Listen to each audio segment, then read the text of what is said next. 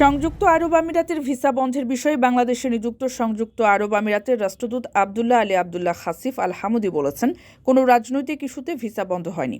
আগামী জানুয়ারি থেকে ফেব্রুয়ারির মাঝামাঝি সময়ে বাংলাদেশিদের জন্য আমিরাতের ভিসা জটিলতা দূর হবে। সোমবার রাতে দুবাইয়ে বাংলাদেশ কমিউনিটির উদ্যোগে রাষ্ট্রদূত ও সাংবাদিক মুশফিকুল ফজল আনসারিকে দেওয়া এক সংবর্ধনা অনুষ্ঠানে তিনি এই কথা বলেন। এই সময় তিনি ভিসা প্রত্যাশীদের ধৈর্য ধরার আহ্বান জানান।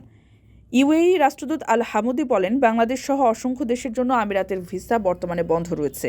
কয়েক বছর পূর্বে যেখানে আমিরাতে বাংলাদেশের সংখ্যা মাত্র 7 থেকে 8 লাখের মধ্যে ছিল, সেখানে বর্তমানে বাংলাদেশের সংখ্যা 12 লাখ ছাড়িয়ে গেছে, যেটা অন্যান্য দেশের তুলনায় সর্বোচ্চ। এ সময় তিনি বলেন, বাংলাদেশ এখন তার প্রাণের দেশ। চাকরির মেয়াদ শেষ হলেও বাংলাদেশকে তিনি সেকেন্ড হোম হিসেবে বেছে নেবেন।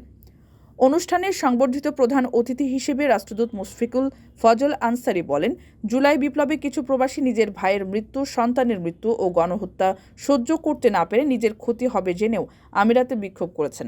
তাদের আত্মত্যাগকে কিভাবে শ্রদ্ধা জানাবো তা আমার জানা নেই, তবে মনে রাখতে হবে যে দেশে আমরা অবস্থান করি সে দেশের আইন মেনে চলতে হবে। তিনি বলেন, তারা আজ কর্মসংস্থান হারিয়ে সংকটে রয়েছে। আশা করি তাদের সেই সংকট নিরসনে সরকার ব্যবস্থা গ্রহণ করবে। আকর্ষণীয় রেট ও দারুণ সব ডাটা বান্ডেল পেতে আজই ব্যবহার করুন ফ্রেন্ডলি সিম।